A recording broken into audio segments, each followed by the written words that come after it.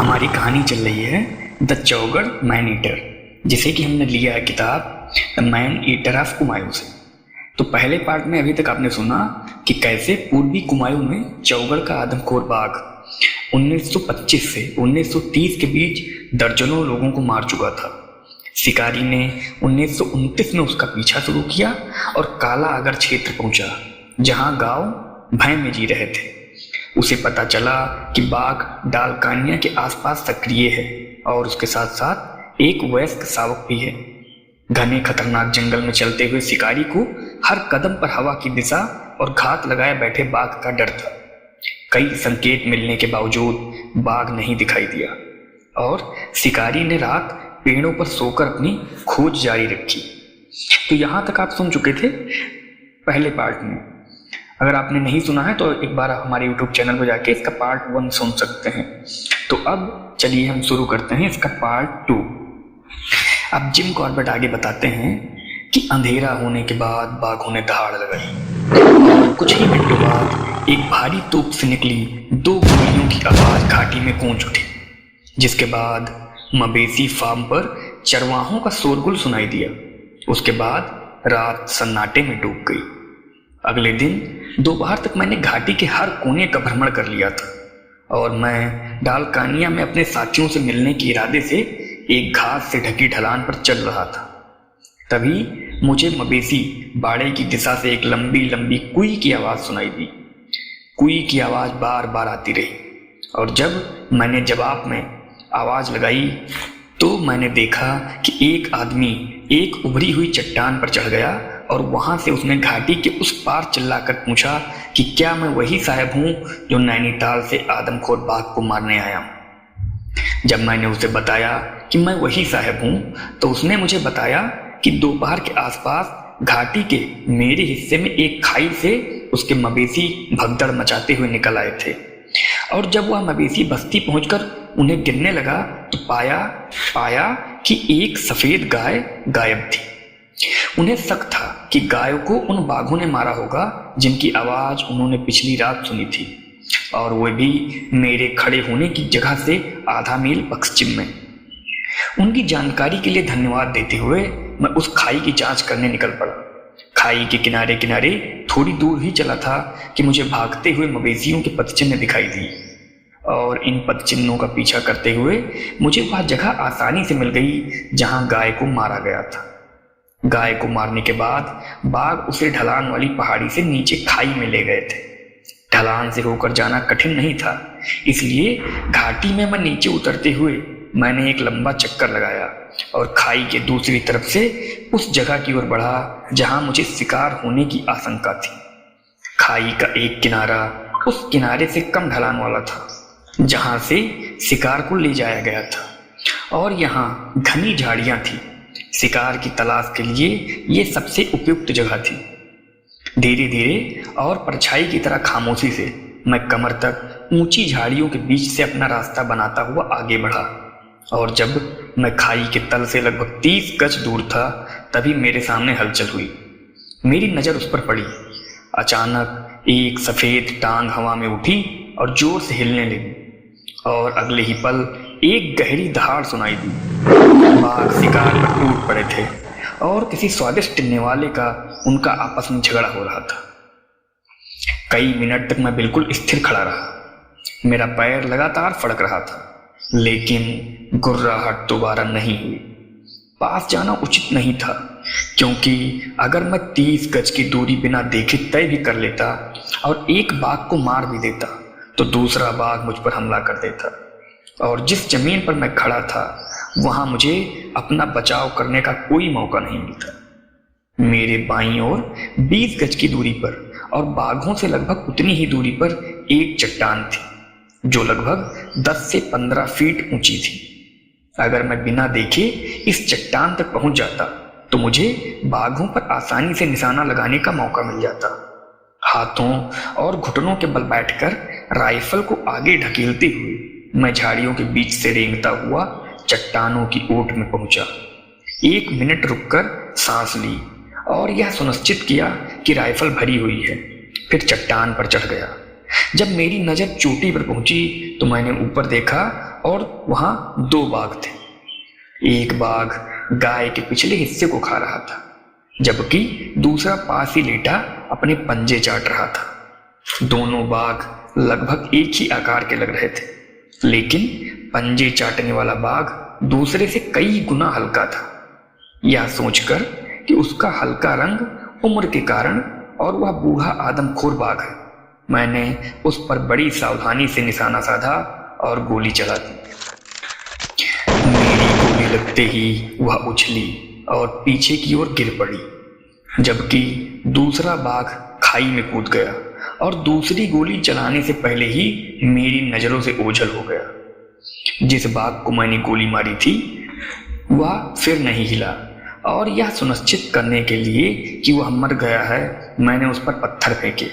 फिर मैं उसके पास गया और मुझे बहुत निराशा हुई, क्योंकि पास से देखने पर मुझे पता चला कि मैंने गलती की थी और क्यूबा बाघ को गोली मार दी थी, जिसकी वजह से अगले 12 महीनों में जिले में 15 लोगों की जान गई और संयोग से मेरी जान भी बाल बाल बची।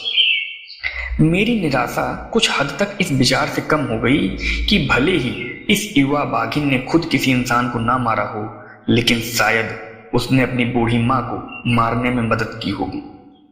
यह अनुमान मुझे बाद में सही लगा, और किसी भी मामले में मानव मांस खाकर पली बढ़ी होने के कारण मेरी भावनाओं को शांत करने के लिए उसे संभावित आदमखोर की श्रेणी में रखा जा सकता है।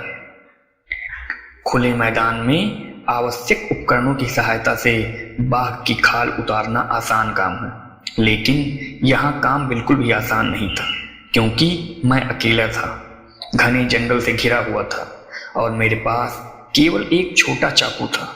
और यद्यपि आदमखोर बाघ से कोई वास्तविक खतरा नहीं था, क्योंकि बाघ कभी भी अपनी आवश्यकता से अधिक शिकार नहीं करते, फिर भी मेरे मन में यह आशंका बनी हुई थी कि बाघिन वापस आ गई और मेरी हर हरकत पर नजर रख रही है।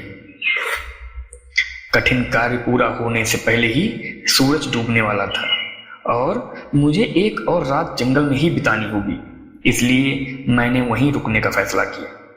बाघिन बहुत बूढ़ी थी, जैसा कि उसके पैरों के निशानों से पता चल रहा था, और उसने अपना पूरा जीवन ऐसे क्षेत्र में बिताया था जहां बंदूकों की संख्या उन्हें चलाने वाले पुरुषों से लगभग बराबर थी। इसलिए उसे इंसानों के तौर तरीकों के बारे में कुछ भी सीखने की जरूरत नहीं थी। फिर भी थोड़ी सी संभावना थी कि वह रात में किसी भी समय शिकार के पास लौट आए और सुबह उजाला होने तक आसपास ही रहे। पेड़ चुनने के मेरे विकल्प सीमित थे, और जिस पेड़ पर मैंने वह रात बिताई वह सुबह तक मेरे लिए 12 घंटे बिताने का सबसे असुविधाजनक अनुभव साबित हुआ। बाघिन रात भर रुक रुक कर आवाज करती रही, और जैसे जैसे सुबह नजदीक आती गई आवाज धीमी होती गई और अंततः मेरे ऊपर पहाड़ी पर कहीं जाकर बंद हुई। तंग, अकड़ी हुई और भूखे मैं 64 घंटे से बिना भोजन का था, और मेरे कपड़े मुझसे चिपके हुए थे। रात में 1 घंटे तक बारिश भी हुई थी। मैं नीचे उतरा। जब वो वस्तुएं स्पष्ट रूप से दिखाई देने लगी तो उन्होंने पेड़ पर चढ़कर बाघ की खाल को एक कोट से बांध लिया और डालकानिया के लिए रवाना हो गए। मैंने कभी भी हरे रंग के बाघ की खाल का वजन नहीं किया है, और अगर खाल, सिर और पंजे, जिन्हें मैं उस दिन 15 मील तक ढोकर ले गया था, का वजन शुरुआत में 40 पाउंड था, तो मैं कसम खाकर कह देता हूं कि गंतव्य तक पहुंचने से पहले उसका वजन 200 पाउंड था। नीले रंग की बड़ी बड़ी पट्टियों से बने एक आंगन में, जो लगभग 1 दर्जन घरों का साझा आंगन था, मैंने अपने आदमियों को 200 से अधिक ग्रामीणों के साथ बैठक करते हुए पाया। 2 घरों के बीच 1 गज चौड़ी गली से मेरा आना किसी ने नहीं देखा था, और जब मैं खून से लथपथ और बदहाल हालत में लड़खड़ाते हुए उन बैठे हुए लोगों के घेरे में पहुंचा, तो मेरा जो स्वागत किया गया वो मेरी यादों में हमेशा के लिए बसा रहेगा। मेरा 40 पाउंड का तंबू गांव से 100 गज दूर एक खेत में ठूंसा गया था, और मेरे वहां पहुंचते ही मेरे लिए चाय परोसी गई। गांव से उधार लिए गए कुछ सूटकेस और तख्तों से एक अस्थायी मेज बनाई गई। बाद में गांव वालों ने मुझे बताया कि मेरे साथी जो वर्षों से मेरे साथ थे और कई ऐसे ही अभियानों पर मेरे साथ गए थे, यह मानने से इनकार कर रहे थे कि आदमखोर बाघ ने मुझे अपना शिकार बनाया है। उन्होंने मेरी वापसी की उम्मीद में दिन रात केतली में पानी उबलने दिया था और इसके अलावा उन्होंने डालकानिया और आसपास के गांवों के मुखियाओं द्वारा अल्मोड़ा और नैनीताल को मेरे लापता होने की सूचना भेजने का पूरा विरोध किया गया। गांव के सबके सामने खुले में मजबूरीवश गर्म पानी से नहाना पड़ा। मैं इतना गंदा और थका हुआ था कि मुझे परवाह ही नहीं थी कि कौन मुझे देख रहा है। उसके बाद भरपेट भोजन किया और मैं सोने की सोच ही रहा था कि बिजली की एक तेज चमक और फिर जोरदार गरज ने तूफान के आने का संकेत दिया। खेत में तंबू के खूंटे ज्यादा काम के नहीं होते, इसलिए जल्दी से लंबे खूंटे मंगवाए गए और उन्हें जमीन में मजबूती से गाड़ दिया गया और इन खूंटों से तंबू की रस्सियां बांध दी गई और सुरक्षा के लिए शिविर में मौजूद सभी रस्सियों के तंबू के ऊपर एक दूसरे के ऊपर से लपेटकर खूंटों से बांध दिया गया। हवा और बारिश का तूफान 1 घंटे तक चला और उस छोटे से तंबू के लिए अब तक की सबसे बुरी स्थिति थी। तंबू की कई रस्सियां कैनवास से फट गई थी, लेकिन खूंटे और क्रिस क्रॉस रस्सियां मजबूती से टिकी हुई थी। मेरा ज्यादातर सामान भीग गया था और तंबू के एक छोर से दूसरे छोर तक कुछ इंच गहरी एक छोटी सी धारा बह रही थी। हालांकि मेरा बिस्तर अभी सूखा हुआ था और रात 10 बजे तक मेरे साथी ग्रामीणों द्वारा उनके लिए उपलब्ध कराए गए घर में बंद दरवाजों के पीछे सुरक्षित रूप से ठहर गए थे, जबकि मैं एक भरी हुई बंदूक के साथ 12 घंटे की नींद में सो गया। अगले दिन मैंने अपना सामान सुखाने और बाघ की खाल को साफ करके टांगने में बिताया। जब ये काम चल रहे थे तो खेतों में काम से छुट्टी लेकर आए ग्रामीणों ने मेरे अनुभव सुनने और अपने अनुभव बताने के लिए मेरे चारों ओर जमा हो गए। वहां मौजूद हर व्यक्ति ने अपने एक या अधिक रिश्तेदारों को खोया था और कई लोगों के शरीरों पर आदमखोर बाघ के दांतों और पंजों के निशान थे जो उनके साथ कब्र तक जाएंगे। आदमखोर बाघ को मारने का मौका गंवाने पर मुझे जो अफसोस था उसे वहां मौजूद लोगों ने नहीं समझा। यह सच है कि पहले तो सिर्फ एक ही आदमखोर बाघ था, लेकिन हाल के महीनों में मानव पीड़ितों के अवशेषों को निकालने के लिए गए बचाव दल को शिकार के पास 2 बाघ मिले थे और सिर्फ 2 हफ्ते पहले ही एक आदमी और उसकी पत्नी की एक साथ हत्या कर दी गई थी, जो उनके लिए इस बात का पर्याप्त सबूत था कि दोनों बाघ आदमखोर थे। मेरा तंबू पहाड़ी की एक चोटी पर था जहां से दूर दूर तक का नजारा दिखता था।